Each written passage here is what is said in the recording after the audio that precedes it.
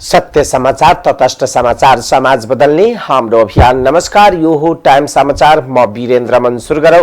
लागू औषधको कारोबार फस्टाएको सम्बन्धी प्रसंगबाट। मध्य प्रदेशमा अवैध लागू औषध कारोबार दिन प्रतिदिन बढ्दै गएको छ।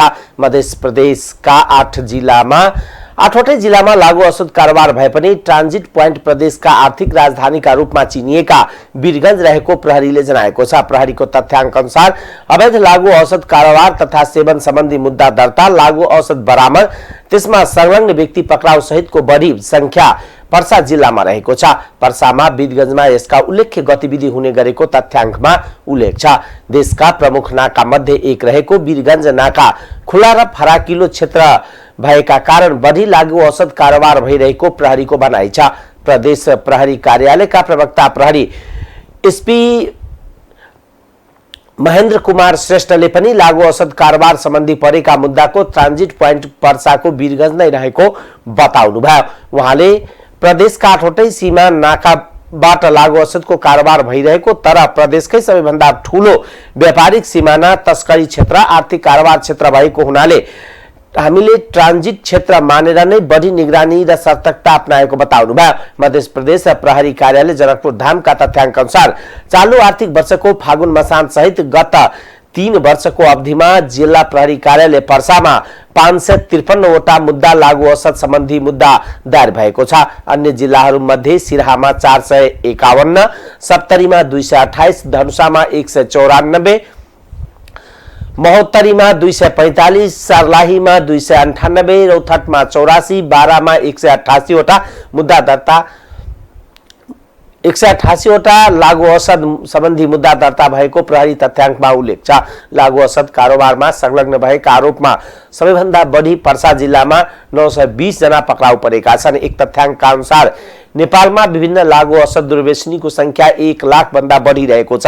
स्थानीय र अन्तर्राष्ट्रिय तस्करहरूले पनि नेपाललाई ट्रान्जिट को रूपमा हिरोइन, हफिम, कोकिन तस्करी गर्ने प्रयोग गर्दै आएका छन् भने गाँजा, चरेस, तरल चरेस नेपालबाटै भारत, युरोप, अमेरिकाको बजारमा र भारतबाट ट्याब्लेट, बोतल र इन्जेक्सन लगायतका तस्करी हुँदै आएको छ।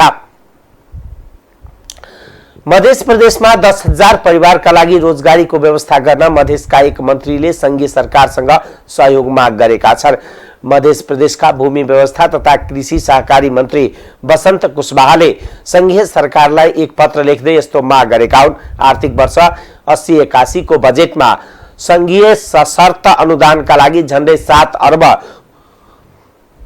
रुपियाँ बराबरको कार्यक्रम संघीय कृषि मन्त्रालय अन्तर्गत समावेश गर्न परियोजनाको विवरण सहित उहाँले संघीय कृषि मन्त्रालयमा बुझाएका हुन्। बजेट सिलिङको कारण कतिपय कार्यक्रम प्रदेश सरकारको कृषि मन्त्रालयबाट सम्भव नरहेको भन्दै उहाँले संघीय सरकारको कृषि मन्त्रालय गुहारेका हुन्। कृषि मन्त्री बेदुराम भूषाललाई बुझाइएको विवरणमा कृषकलाई वाडा स्तरमा गुणस्तरीय कृषि उत्पादन, मल, बिउ, सिंचाई लगायतका अत्यावश्यक सामग्रीहरूको उपलब्धता, कस्टम हायरिङ सेन्टर मार्फत कृषि यान्त्रिकरण प्रवर्धन, जिल्ला स्तरमा कृषि इन्जिनियरिङ को विशेष प्रविधिको सेवा उत्पादन, उत्पादित कृषि उपजहरूका पालिका तथा प्रादेशिक स्तरमा बजार व्यवस्थापन गरी आन्तरिक विवरणमा विस्तार, आयात प्रतिस्थापनमा सहयोग, बजार र मूल्यको सुनिश्चितता, कृषि पर्यटनको विस्तारमा पर्यटन, सामाजिक र आर्थिक क्षेत्रको विकास गरी अर्थतन्त्र चलायमान गरी ग्रामीण क्षेत्रमा 10,000 परिवार भन्दा बढीको रोजगारी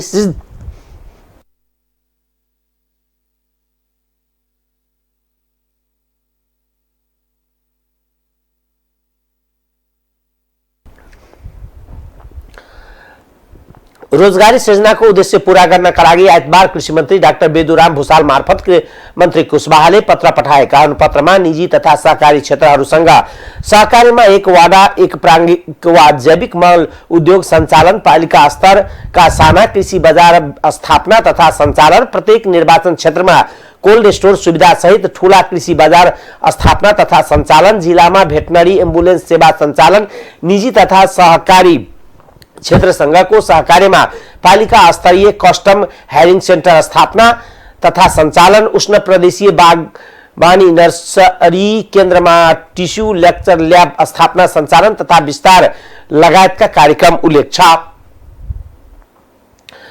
प्रधानमन्त्री पुष्पकमल दाहाल प्रचण्डले राष्ट्रिय स्वतन्त्र पार्टी आफ्नो नेतृत्वको सरकारमा आउने विश्वास व्यक्त गर्नुभएको छ। प्रेस सेन्टर नेपाल चितवनले आयोजना गरेको पत्रकारसँग प्रधानमन्त्री कार्यक्रममा उहाँले राष्ट्रिय स्वतन्त्र पार्टी सरकारमा सहभागी हुने विषयमा कुराकानी चलिरहेको जानकारी दिनुभयो। राष्ट्रिय स्वतन्त्र पार्टीले पहिलाका मन्त्रालय माग्नु अस्वाभाविक नभएको जनाउँदै उहाँले यसमा उहाँ अड्नु हुन्छ भन्ने आफूलाई नलागेको बताउनुभयो। सत्ता साझेदार दलका बीचमा सरसल्लाह गरेर सहमतिमा जान प्रधानमन्त्री दाहालले बताउनुभयो। राष्ट्रिय स्वतन्त्र पार्टीलाई अहिले नै मन्त्रालय छाड्ने विषयमा आफूहरू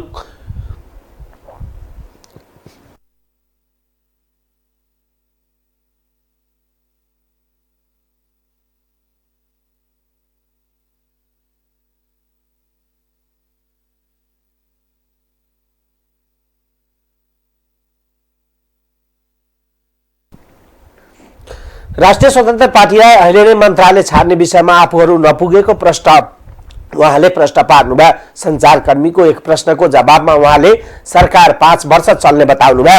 आफ्नो निवास शिवनगरमा आयोजना गरिएको सो कार्यक्रममा प्रधानमन्त्री दाहालले खुलेर पत्रकारसँग कुराकानी गर्नुभएको थियो। सो कार्यक्रममा उहाँले महावीर पुन आफूसँग सल्लाह नै गरेर माइती घर मनलामा बसेको बताउनुभयो। बस्नु अघि आफूसँग बालुवाटारमा भेटेको जनाउँदै उहाँले पुनले उठाएका मागप्रति सरकार सकारात्मक रहेको बताउनुभयो। पूर्व लडाकुलाई रकम दिने विषय 70 को सरकारले गरेको निर्णय भएको उहाँले बताउनुभयो। तत्कालीन समयमा अर्थमन्त्री विष्णु पौडेल रहेको र कांग्रेस एवं एमाले सरकार रहँदा छलफल गरेर टुङ्गिएको विषय भएको प्रधानमन्त्री दाहालले जानकारी दिनुभयो।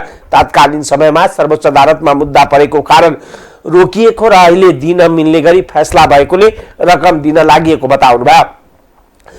आर्थिक समस्याका कारण किस्ताबन्दीमा लडाकुलाई रकम दिने विषयमा छलफल भइरहेको प्रधानमन्त्री दाहालले बताउनुभयो। उहाँले नेकपा एमालेका अध्यक्ष केपी शर्मा ओलीको आक्रमणमा सत्तारूढ दल लागेको भन्ने कुरा असत्य भएको बताउनुभयो।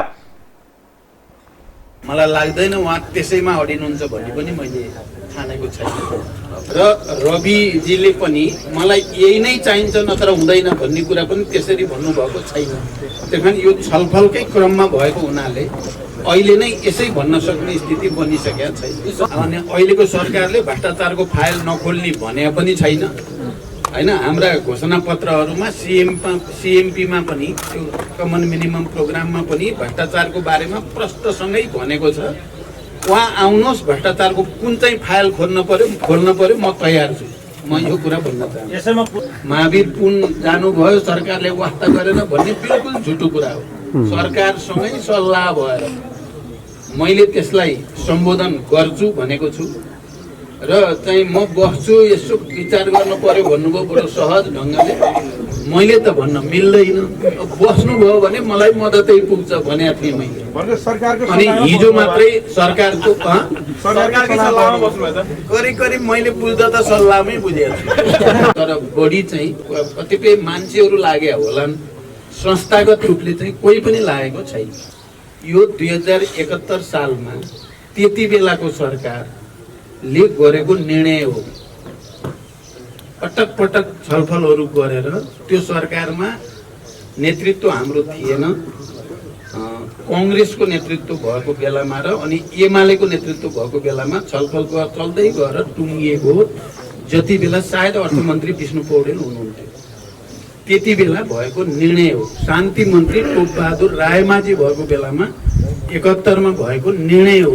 यो अहिले मैले गरेको निर्णय भने जस्तो गरी जो प्रचार गरिएको छ बिल्कुल झुटो हो भन्ने कुरा म प्रश्न गर्न चाहन्छु। पहिलो कुरा, सरकारले कृषि उत्पादन, रोजगारी र युवा लक्षित कार्यक्रमलाई बजेटमा जोड दिने पनि बताउनुभयो। सो अवसरमा दाहालले प्रेस सेन्टर चितवनले प्रकाशन गरेको क्यालेन्डरको लोकार्पण गर्नुभएको थियो। पूर्व प्रधानमन्त्री डाक्टर बाबुराम भट्टराईले मिटर ब्याजी पीडितले अघि सारेको मागका विषयमा सरकारसँग छलफल गर्ने बताउनु भएको छ। सोमबार काठमाडौँको शान्ति बाटिकामा मिटर ब्याजी पीडितसँग कुराकानी गर्दै भट्टराईले उनीहरूले अघि सारेका मागहरू जायज भएकोले यस विषयमा सरकारसँग छलफल गर्ने बताउनुभयो।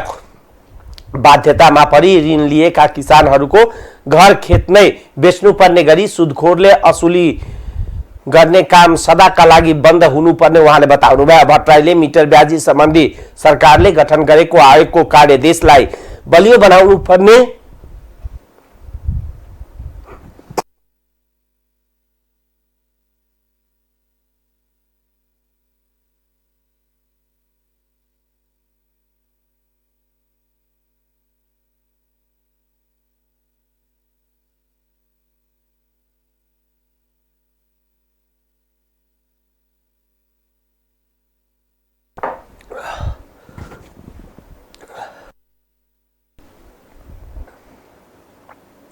भट्टराईले मिटर ब्याजी सम्बन्धी सरकारले गठन गरेको आयोगको कार्यादेशलाई बलियो बनाउनु पर्ने मिटर ब्याजी पीडितको माग जायज भएको धारणा राख्नुभयो। जाली तमसुका कारण मुद्दा खेप्न बाध्य भएकाले अहिले मुद्दा स्थगित गराउँदै जाली तमसु आयोगलाई बुझाउने र जाँचबुझ गरेर मात्र हल गर्ने विषयमा सरकारसँग कुरा गर्ने उहाँले बताउनुभयो।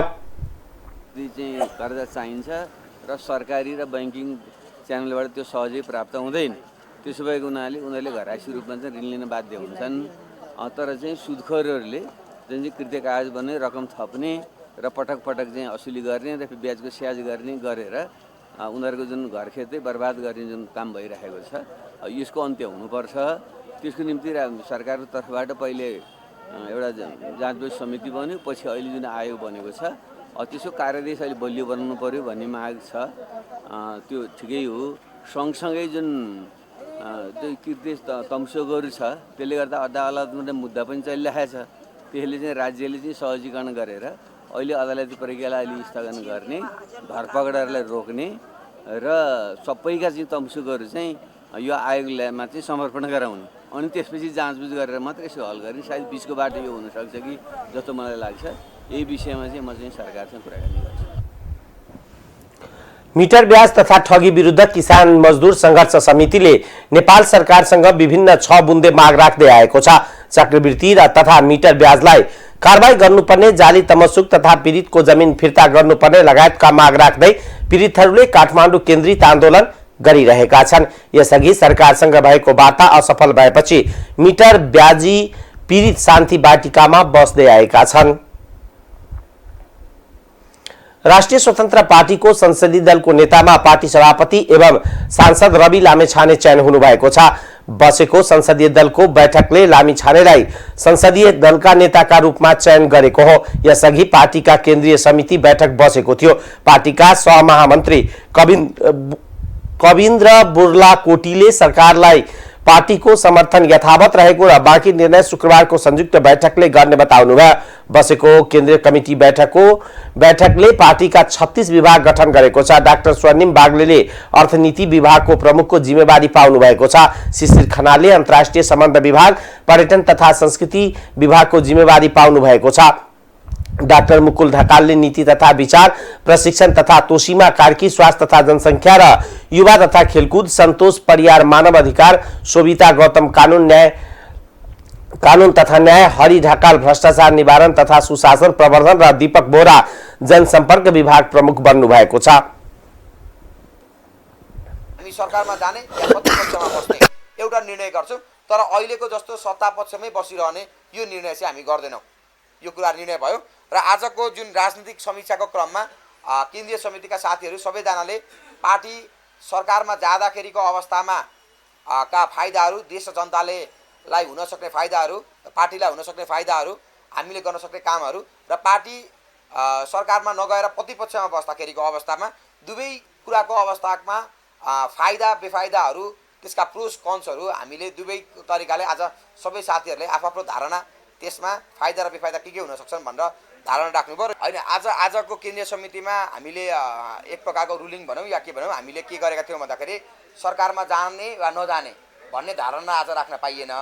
आज दुईटै कोणबाट सबै केन्द्रीय समितिका सदस्यहरूले विश्लेषण गर्नुपर्ने जिम्मेवारी दिएको थियो।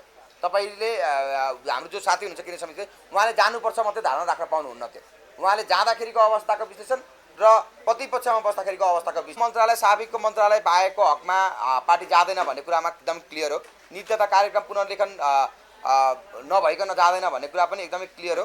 तर यो कुरा चाहिँ आजको बैठकमा त्यति धेरै कुराले हामी गर्नु परेन, किनभने प्रधानमन्त्रीले हाम्रो पार्टी सभापतिलाई साबिकको मन्त्रालय र नित्यता कार्यक्रम पुनर्लेखनको लागि चाहिँ पूर्ण रूपमा मन्जुर छु, स्वायत्तता दिनको लागि पनि मन्जुर छु भन्ने कुरा गरिसक्नु भएको कारणले गर्दाखेरि अहिले पार्टीका साथीहरूले निर्णय गर्ने भनेको अब जाने या नजाने भन्ने निर्णय गर्न मात्रै बाँकी हो हाम्रो अवस्थाको लागि। मनीष झा, तथ्याङ्क अनुसन्धान तथा अभिलेखीकरण, सार्वजनिक लेखा समीक्षा, सुमिना श्रेष्ठ, शिक्षा र विज्ञान संचार तथा सूचना प्रविधि विभागको प्रमुख तोकिनु भएको हो। नेकपा एकीकृत समाजवादीका अध्यक्ष माधव कुमार नेपालले नेपालको राजनीति विकृत भएको बताउनु भएको छ। सोमबार काठमाडौँमा एकीकृत ट्रेड युनियन महासंघ नेपाल ICTU को प्रथम राष्ट्रिय महाधिवेशनको उद्घाटन गर्दै उहाँले यस्तो बताउनु भएको हो। उहाँले नेपालको राजनीतिमा फोहर जमेको र त्यसलाई सफा गर्नुपर्ने बताउनु भयो। उहाँले राजनीति मानिसका लागि घृणाको विषय बनेको बताउनु भयो। उहाँले नेपालको राजनीतिमा नकारात्मक र निराशाजनक कुराको प्रचार हुँदै आएको प्रति आपत्ति जनाउनु भयो। उहाँले भ्रष्टाचार, सहज रूपमा सेवा प्रवाह नगर्नु र जनताको पीडा र वेदनालाई बेवास्ता गर्नु प्रवृत्तिले नेपालको राजनीति प्रति निराशा मान्दै गएको बताउनु भयो।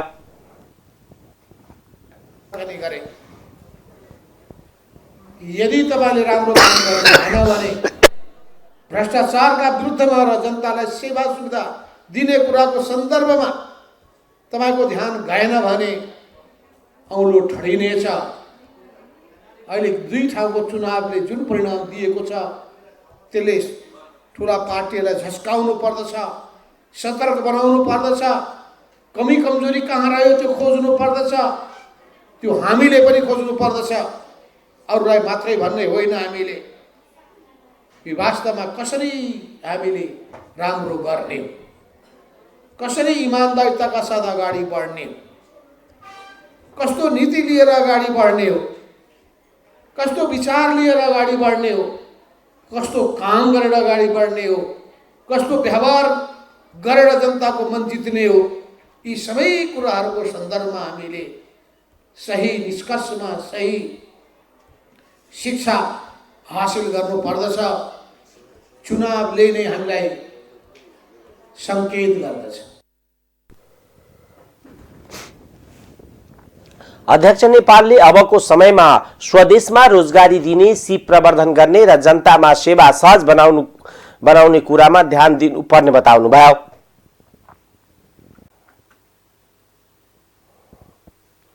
प्रमुख प्रतिपक्षी दल नेकपा एमालेका अध्यक्ष केपी शर्मा ओलीले वर्तमान सरकारले केही गर्न नसक्ने दावी गर्नु भएको छ। अध्यक्ष ओलीले नेपाली जनताले पाएको उपलब्धि विरुद्ध विभिन्न प्रकारका शक्तिहरू सलबलाउन थाल्दा पनि सरकार गम्भीर नभएको ओलीको भनाइ थियो। अन्तर्राष्ट्रिय श्रमिक दिवसको अवसर पारेर सोमबार काठमाडौँमा आयोजित एक कार्यक्रममा बोल्दै उहाँले केही गर्न नसक्ने सरकार किन सरकार बसिरहेको छ भनेर अचम्म मान्नुपर्ने अवस्था रहेको बताउनु भयो। उहाँले पूर्व राजा ज्ञानेन्द्र शाह प्रति लक्षित गर्दै दुलोबाट मुसाले बिरालो हेरे जसरी अनुकूल परिस्थितिको खोजी गरिरहँदा पनि सरकार भने निरीहता मात्र प्रकट गरिरहेको जिकिर गर्नुभयो। ओलीले सिंहदरबारको फोहर काठमाडौँ महानगरपालिकाले उठाइदिन भन्दा सरकारले त्यसको जवाब दिन नसकेको भन्दै आक्रोश समेत व्यक्त गर्नुभयो। सिंहदरबार फोहर काठमाडौँ महानगरपालिकाले उठाउने नगरेको तथ्य जनतालाई भन्न पनि सरकारले नसकेको उहाँले बताउनुभयो। ओलीले शहरी विकास मन्त्रालयले सिंहदरबारको फोहर उठाउने काम ठेक्कामा दिएको तर ठेकेदारले काम नगरेको उल्लेख गर्दै सरकार र ठेकेदार बीचको सम्बन्धबारे खोजी हुनुपर्ने अवस्था आएको बताउनुभयो। आएका उपलब्धिहरूका विरुद्ध अनेक प्रकारका तत्त्वहरू सक्रिय भएर सलबलाउन थालेका छन्। कोही दुलाबाट फुत्त निस्केलान् कि जस्तो गरेर त्यसरी मुसोले यसो बिरालो छ कि छैन भनेर दुलोबाट हेर्छ नि। अनुकूल परिस्थिति आयो कि आएन भनेर यसो हेर्न थालेका छन्। नेपाली जनता सजग हुनुपर्छ र अहिलेको सरकारमा किन बसिरहेको छ जनताले हटाउन सकिराखेका छैनन्, त्यो आफ्नो ठाउँमा छ। तर सरकार नै किन बसिराखेको छ अचम्म लाग्दो छ किन बसिरहेका छ। केही पनि गर्न नसक्ने सरकार नीतिका साथ देशलाई अगाडि बढाउनुपर्छ। हामीले सरकार छोड्यौँ, सरकार छोड्दा 2 वर्ष पुग्न नपाउँदै देशको अर्थतन्त्र, अस्ति अर्थमन्त्रीजीले भन्नुभयो कर्मचारीलाई नै तनखा खुवाउन नसक्ने हालतमा चाहिँ हामी पुगिहालेका छैनौँ है अझै भनेपछि कति गम्भीर अवस्था रहेछ। सरकारी कर्मचारीलाई नै तनखा खुवाउन नसक्ने अवस्थामा अझै पुगिसकेका छैनौँ। योगदानका आधारमा पेन्सन भनेर सुरु गरेका छौँ। हामीले अन्तर्राष्ट्रिय क्षेत्रमा पनि हाम्रा श्रमिकहरूले गरेको कामको आधारमा योगदानका आधारमा पेन्सन, कति बढी योगदान छ कति लामो योगदान छ त्यति हिसाबमा पेन्सन त्यसको व्यवस्था हुनुपर्दछ। त्यस हाम्रो देशको एउटा दुःखमा बेचेर देशको अर्थतन्त्रलाई टाट पल्टाउने, ती उद्योगहरू बन्द गराउने त्यस प्रकारका क्रियाकलापहरू हुँदैन। केशव शर्मा ओलीले श्रमिक बीचमा फाटो ल्याउने प्रयास फेरि पनि भइरहेको उल्लेख गर्दै त्यसलाई निस्तेज पारेर अघि बढ्न सबै मजदुरलाई एकबद्ध हुन आह्वान गर्नुभयो। मजदुरको हक हित र उनीहरूको जायज माग सम्बोधन गर्न उनीहरूको बीच एकता सबैभन्दा ठूलो बल भएको उहाँले स्मरण गराउनुभयो। प्रधानमन्त्री पुष्पकमल दाहाल प्रचण्डले नव उदारवादले मजदुर र आम जनतामाथि नयाँ प्रकारले शोषण र उत्पीडन गरेकोले त्यसका विरुद्ध साझा प्रतिवाद जरुरी रहेको बताउनु भएको छ। अखिल नेपाल ट्रेड युनियन महासंघले काठमाडौँ महाधिवेशनलाई सम्बोधन गर्दै 8औं राष्ट्रिय महाधिवेशनलाई सम्बोधन गर्नुहुँदै उहाँले श्रमजीवी र मजदुर वर्गलाई शोषण मात्र गर्ने प्रवृत्तिको अन्त्यका लागि सशक्त प्रतिवाद जरुरी रहेको बताउनुभयो। प्रधानमन्त्री दाहालले वर्तमान सरकार गठन भएपछि मजदुर र आम जनताको हितमा केही महत्त्वपूर्ण काम तथा निर्णय भएको उल्लेख गर्नुभयो। वर्तमान सरकारले वैदेशिक रोजगारीमा गएका श्रमिकलाई सामाजिक सुरक्षा कोषको दायरामा ल्याएको जानकारी दिँदै त्यसबाट लाखौं नेपाली नागरिक लाभान्वित हुने विश्वास व्यक्त गर्नुभयो। राजधानी लिनैका लागि लामो समयसम्म लाइनमा रहनुपर्ने बाध्यताको अन्त्य भएको, सवारी चालक अनुमति पत्रमा रहेको समस्या क्रमशः हटेको र विद्यालयमा भर्ना हुनु अगावै देशभरका विद्यार्थीले सहज रूपमा पाठ्य पुस्तक पहिलो पटक पाएको भन्दै प्रधानमन्त्री दाहालले प्रसन्नता व्यक्त गर्नुभयो। सरकारले केही सकारात्मक कामको सुरुवात गरेपछि जनविरोधी तत्त्वले गलत प्रचार गरेको प्रधानमन्त्री दाहालको भनाइ छ। सरकारले देश र जनताको पक्षमा धमाधम निर्णय गर्न थालेपछि प्रतिक्रान्तिकारी र प्रतिगमनकारी तत्त्वलाई सह्य नभएकोले विरोधमा उत्रेको र नेपाली जनतालाई भ्रम दिन खोजेको प्रधानमन्त्री दाहालले उल्लेख गर्नुभयो। नेपाली जनताले त्याग र बलिदानबाट स्थापित गरेको प्रणालीमाथि विभिन्न कोणबाट आक्रमण भएकोले त्यसलाई परास्त गर्न मजदुर वर्गले सशक्त प्रतिवाद गर्नुपर्ने उहाँको भनाइ छ। उहाँले अहिले प्राप्त भएको प्रधानमन्त्रीको जिम्मेवारीलाई चुनौतीपूर्ण अवसरको रूपमा लिएको बताउनुभयो। सरकारले साझा कार्यक्रम प्रतिनिधि सभामा आफूले गरेको सम्बोधनमा सामाजिक न्याय र श्रमको हक अधिकारलाई विशेष प्राथमिकतामा राखेको र सोही अनुसार गतिविधि अगाडि बढाएको उहाँको भनाइ छ। ठुलो चुनौतीपूर्ण अवसरको रूपमा लिएको छु। यो अवसर मात्रै होइन, यो चुनौती मात्रै पनि होइन, चुनौतीपूर्ण अवसरको रूपमा लिएको छु र तपाईहरुले देख्नु भएको छ हामीले गर्न खोजेका प्रत्येक सकारात्मक पहल कदमी र डिसिजनका विरुद्ध प्रहार भइरहेको छ। तपाईहरुले हेरिराख्नु भएको छ। चाहे हिजो क्रान्तिमा लागेका ती महान शहीदहरूलाई शहीदको रूपमा सम्मान गरिनु पर्दछ, चाहे त्यो जनयुद्धका हुन् या जनआन्दोलनका, सबै नै समान रूपले राष्ट्र र परिवर्तनका निम्ति लडेका योद्धाहरू, प्राण उत्सर्ग गरेका सबै शहीद हुनु पर्दछ भन्दा प्रहार भइरहेको छ। तपाईहरुले हेरिराख्नु भएको छ। हिजो युद्धमा त्याग र बलिदान गरेका सबै योद्धाहरूलाई सम्मानित गर्नुपर्छ। त्यसमाथि पनि मैले प्रधानमन्त्रीको रूपमा आफ्नै आविष्कारबाट गरेको निर्णय होइन।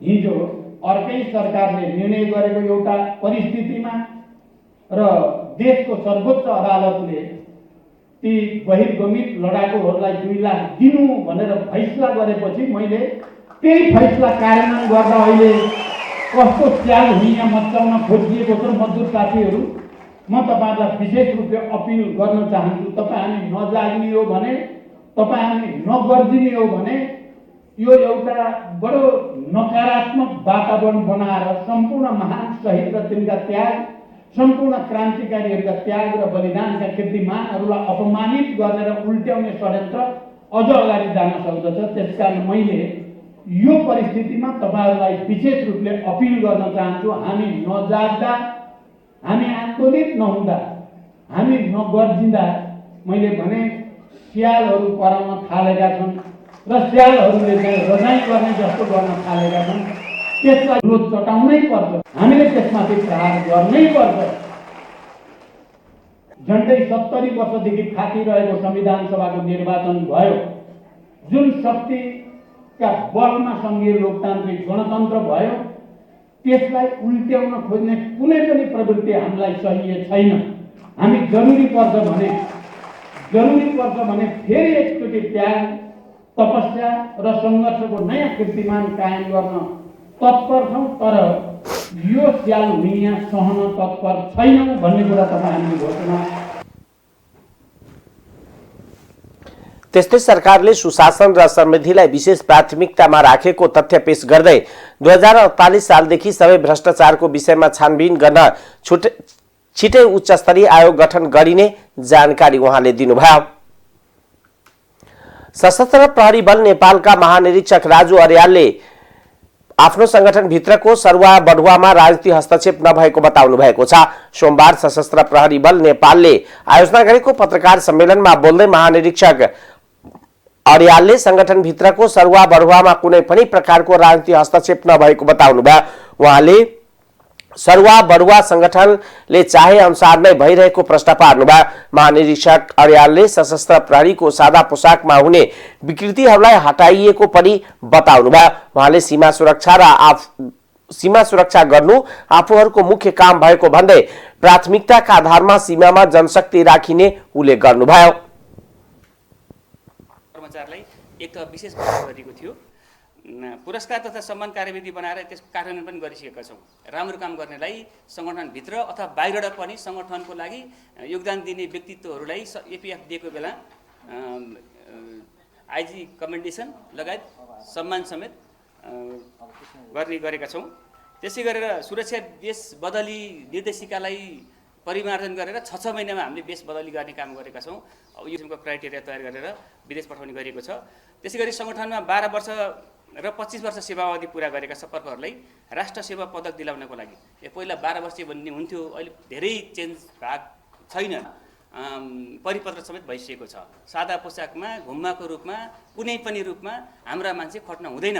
केही काम गर्न परेदेखि चुस्तामा जान्छ अथवा ड्रेसमा जान्छ अथवा त्यस्तो कुनै सूचना सङ्कलन गर्न पर्ने अवस्था आएमा अनुमति लिएर चाहिँ जान सकिन्छ, अन्यथा सादा पोसाकमा हुने विकृति जसले गरेको छ त्यो विकृति हटाएको सादा पोसाक आवश्यकता अनुसार कहिले आदि पनि हुनसक्छ यो फोर्सको। त्यसकारण सादा पोसाक रूपमा मेसेज दिँदाखेरि सबै सङ्गठनलाई राम्रै हुन्छ, फाइदै हुन्छ जस्तो मलाई लाग्छ। यो कुरा हामीले बुझ्नु हुँदै जान्छ र यो बस्यो यो सुत्यो भन्ने नै हुँदैन। यसमा चाहिँ के हुन्छ यो सङ्गठन स्थापना भएको बेलाबाट यसमा करियरको कुराहरू छ। हाम्रोमा 17 वर्ष भएको स्टुडेन्टहरू छ, करियर प्लानिङ कुराहरू हामीले धेरै गर्नुपर्ने छ। यहाँ व्यक्तिगत समूह भन्दाखेरि पनि ओभरअलमा कसरी करियरलाई चाहिँ हामीले राम्रो बनाउँदै जाने हाम्रो मुख्य अहिले लक्ष्य के भने सशस्त्र प्रहरी बलमा एट्र्याक्टिभनेस, मान्छे +2 पढ्छ, ग्रेजुएसन गर्छ, त्यसपछि म अब आम पुलिस फोर्समा जोइन भएर आफ्नो पढाइअनुसार योग्यताअनुसार यो देशको सीमाको रक्षा गर्छु, यो देशमा चाहिँ आपद परेको मान्छेलाई जोगाउँछु, शान्ति सुरक्षा कायम गर्छु भन्ने हाम्रो लक्ष्य छ। यसको लागि सरकारले पनि सहयोग गर्दै आएको छ। केही बजेट चाहिँ हाम्रो महानिरीक्षक अर्यालले काममा डिजिटलाइजेसन गर्ने लक्ष्य राखिएको र सोका लागि सरकारले बजेटको सुनिश्चितता पनि दिइसकेको जानकारी गराउनुभयो। उहाँले सशस्त्र प्रहरी बललाई आकर्षक सेवाको रूपमा स्थापित गर्ने उद्देश्य सहित अगाडि बढिरहेको बताउनुभयो। प्रधानमन्त्री पुष्पकमल दाहाल प्रचण्डले देशको विकासमा निजी क्षेत्रसँग सहकार आवश्यक रहेको बताउनु भएको छ। नवलपरासी, बर्दघाट, सुस्तापूर्व, गैराकोटमा सञ्चालनमा ल्याइएको मौलाकालिका केबल कारको उद्घाटन गर्दै उहाँले उत्पादन वृद्धि र रोजगारी सृजनाका लागि निजी क्षेत्रसँग सहकार्य गरेर सरकार अघि बढ्ने बताउनुभयो। संघीय सरकारको तर्फबाट निजी क्षेत्रमा परेका अप्ठ्यारालाई सहज गर्न धेरै मेहनत गरिरहेको उल्लेख गर्दै उहाँले परिणाम निस्किदासम्म आफूले धेरै कुरा भन्न नमिल्ने बताउनुभयो। विदेशमा गएका लाखौं नेपाली सामाजिक सुरक्षा कोषमा आबद्ध गर्ने निर्णय गरेसँगै युवा त्यसबाट लाभान्वित भएको उहाँले बताउनुभयो। बैंक ब्याज दर घट्दो क्रममा रहेको जनाउँदै उहाँले यही महिनाको अन्त्यसम्म अझ घट्ने बताउनुभयो। ठाउँसम्म आइपुग्यो र आज केबल कारको उद्घाटन गर्दै गर्दा यो क्षेत्र अब देशभरिको लागि पनि एकचोटि जाउँ जाउँ भन्ने क्षेत्र हुन पुग्यो। मलाई लाग्छ आज यो कार्यक्रम सुनिराख्नुभएका या यो कार्यक्रम हेरिराख्नुभएका नेपाली दिदीबहिनी दाजुभाइहरू एकचोटि मौलकाली जानै पर्ने, किनभने देवघाट पनि नजिक छ। यहाँ त एकचोटि आयो भने धेरै काम एकैचोटि हुने भयो। देवघाटको पनि, मौलकालीको पनि, नारायणीको पनि। अब नारायणीमा त जहाज, पानी जहाज चल्ने स्थिति बन्दैछ। धेरै चिजको एकैचोटि राष्ट्रिय निकुञ्ज छ, त्यो पनि हुने भयो भन्दा यो हरेक दृष्टिकोणले बहुआयामिक छ। एउटा मात्रै आयाम छैन यो क्षेत्रको। त्यसकारण मलाई के विश्वास छ भने यसले पर्यटन प्रवर्धन र आर्थिक क्रियाकलापलाई गति दिनेमा चाहिँ महत्त्वपूर्ण योगदान यसले गर्नेछ र आउने दिनमा हुने ती कार्यक्रमहरूले पनि त्यसरी नै एउटा नयाँ कन्ट्रिब्युसन गर्नेछ भनेर म विश्वास व्यक्त गर्छु। म हार्दिक धन्यवाद ज्ञापन गर्न चाहिँ चाहन्छु। यहाँ उपस्थित आदरणीय आमाबुवा, दाजुभाइ तथा दिदीबहिनीहरू, गण्डकी क्षेत्र हामी सबैको साझा चाहिँ घर हो। यस पवित्र जन्मभूमिमा यस प्रकारको सेवा गर्न पाउँदा मलाई अत्यन्त खुसी लागेको चाहिँ छ। यस संरचनाले पवित्र मौलकाली मन्दिरसम्म पुग्न सबै भक्तजनहरूलाई सहज हुने मेरो विश्वास छ। नेपाल अहिले पनि आर्थिक दबावमा रहेको जनाउँदै उहाँले क्रमिक सुधार आउने र लय समात्ने विश्वास आफूले लिएको बताउनुभयो। अप्ठ्यारो परिस्थितिमा नै जोखिम उठाएर विकास परियोजनालाई अघि बढाउन 8 केबल कार कम्पनीका अध्यक्ष चन्द्र ढकालले गरेको भन्दै उहाँले साथै प्रदेशमा एउटा पर्यटकीय क्षेत्रमा केबल कार पुर्याउने उहाँको योजनाको प्रशंसा गर्नुभयो। मौलकालीका मन्दिर एउटा धार्मिक, सांस्कृतिक र ऐतिहासिक स्थल भएको भन्दै प्रधानमन्त्री दाहालले 3 जिल्लाको संगमका रूपमा रहेको देवघाट नारायणी नदी यसको प्रभाव र योगदान सबैतिर फैलिने बताउनुभयो। अब आर्थिक समाचार।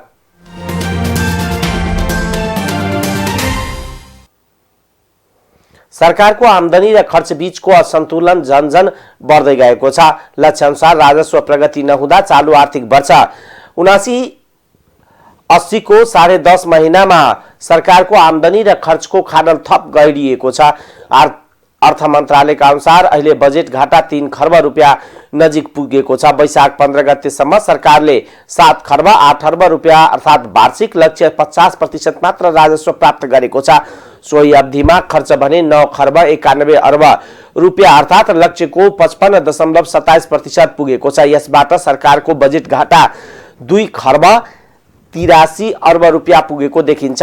गत आर्थिक वर्ष 78-79 को यही अवधिमा सरकारको कुल 53 अर्ब रुपियाँ मात्र थियो। उक्त समयमा सरकारले 70% राजस्व प्राप्ति गर्दा खर्च करिब 54% थियो।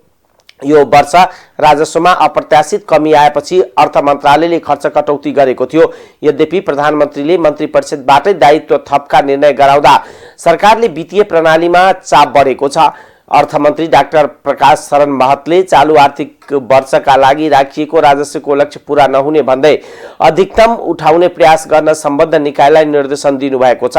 आन्तरिक राजस्व विभाग र भन्सार विभागका अधिकारीलाई गत वर्षको हाराहारीमा राजस्व उठाउने गरी आफ्नो संयन्त्र परिचालन गर्न निर्देशन दिएको अर्थ मन्त्रालय राजस्व महाशाखाका उच्च अधिकारीले बताउनुभयो।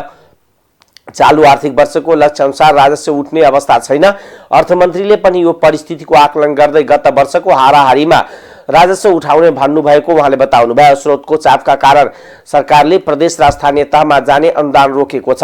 अर्थ मन्त्रालयले महालेखा नियन्त्रकको कार्यालयलाई पत्राचार गर्दै प्रदेश र स्थानीय सरकारमा जाने 23 अर्ब 13 करोड रुपियाँ समानीकरण अनुदान रोक्न निर्देशन दिएको हो। वैशाख 12 को मन्त्री परिषद बैठकले अन्तिम किस्ता बापत जाने करण अनुदानको 50% मात्र पठाउने निर्णय गरेको थियो। यस अनुसार प्रदेश सरकारले 9 अर्ब 93 करोड र स्थानीय तहले 13 अर्ब 20 करोड रुपियाँ मात्र पठाउनेछन्।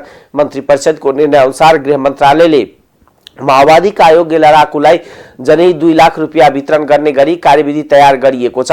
कार्यविधि बनिसकेकोले चालु आर्थिक वर्षको आवश्यक रकम व्यवस्थापनको दबावमा अर्थका अधिकारीहरू छन्। गत महिना स्रोत अपुग हुँदा करिब 20,000 शिक्षकको खातामा तलब भत्ता हालिएको थिएन। त्यसका लागि अर्थ मन्त्रालयमा बजेट माग गरिएकोमा यो महिनामा पठाउने तयारी छ। पेन्सनको रकम सरकारले जम्मा नगरेको भन्दै पूर्व मुख्य सचिव डाक्टर विमल कोइरालाले केही दिन अघि सामाजिक सञ्जाल मार्फत सरकारलाई खर्च कटौतीका उपायसहित सुझाव दिएका थिए। गत फागुनदेखि पेन्सन रकम जम्मा भएको छैन।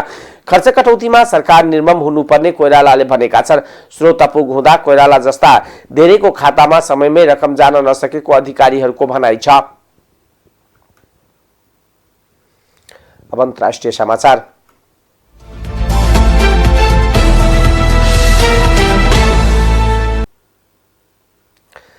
सिरियामा लामो समयदेखि जारी द्वन्द्व तथा कूटनीतिक सम्बन्ध विस्तारबारे छलफल गर्न अरब देशका विदेश मन्त्रीहरू जोर्डनमा भेला भएका छन्। अम्मानमा हुन लागेको क्षेत्रीय बैठकमा Egypt, Iraq, Jordan, Saudi Arab र सिरियाका विदेश मन्त्री सहभागी हुँदैछन्। यो बैठक खाडी सहयोग परिषद, जोर्डन, इराक र इजिप्टका देशहरूमा परामर्श बैठकको निरन्तरता हो, जुन साउदी अरबले गएको अप्रिलमा आयोजना गरेको थियो। सन् 2011 मा द्वन्द्व सुरु भएदेखि नै राजनीतिक रूपमा एक्लिएका सिरियाका राष्ट्रपति बशर अल असदले अरब क्षेत्रमा कूटनीतिक सम्बन्ध सुधारमा भएको प्रगतिको लाभ लिन देखिएको छ। साउदी अरबको विदेश मन्त्रालयले निकालेको विज्ञप्तिमा सिरियामा जारी सङ्कट अन्त्य गर्ने प्रयासमा अरब देशले नेतृत्वदायी भूमिका निर्वाह गर्नुपर्नेमा जोड दिएको छ। सिरियामा भएको 12 वर्ष लामो युद्धका कारण झन्डै 5 लाख मानिसको ज्यान गइसकेको छ। लाखौं मानिस शरणार्थी वा आन्तरिक रूपमा विस्थापित भएका छन्। अब खेलकुद समाचार।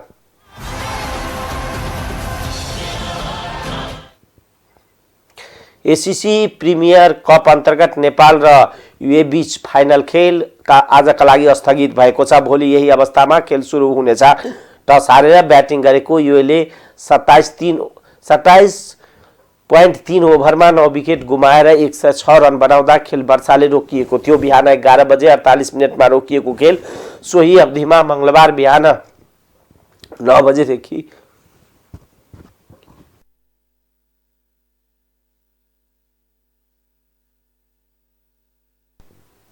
9 बजेदेखि सुरु हुनेछ। यो प्रतियोगितामा रिजर्भ डे राखिएको थियो। वर्षाले सोमबार खेल हुन नसक्ने भएपछि प्रतियोगिताको नियमअनुसार म्याच रेफ्री सारिका प्रसादले रिजर्भ डे दिन बाँकी खेल खेलाउने निर्णय गरेका हुन्। टस हारेर पहिलो ब्याटिङ गरेको यो माथि पहिलो इनिङ्समा नेपाल हाबी छ। नेपालका लागि ललित राजवंशीले 3 विकेट लिएका छन् भने सन्दीप लामिछाने र करण केसीले 2-2 तथा सोमपाल कामीले 1 र गुलसन झाले 1-1 विकेट लिएका छन्। युएका आसिफ खानले सर्वाधिक 46 रन जोडेका थिए। मंगलबारको बाँकी खेलमा पहिलो बल ललित राजवंशीका लागि ह्याट्रिकको अवसर हुनेछ। 28औं ओभरको दोस्रो र तेस्रो बलमा लगातार विकेट लिएका ललितले एक दिवसीय अन्तर्राष्ट्रिय क्रिकेटमा ह्याट्रिकको सम्भावना सहित खेल सुरु गर्नेछन्। भोलि पनि मौसम खराबी रहेर खेल हुन नसके आईसीसी वरियताका आधारमा नेपाल विजय हुनेछ। त्यसअघि सम्भव भएसम्म सुपर ओभरबाट नतिजा निकाल्ने प्रयास गरिनेछ। टाइम्स समाचार अहिलेको लागि यति नै। हेर्दै गर्नुहोला टाइम्स टेलिभिजन। नमस्कार।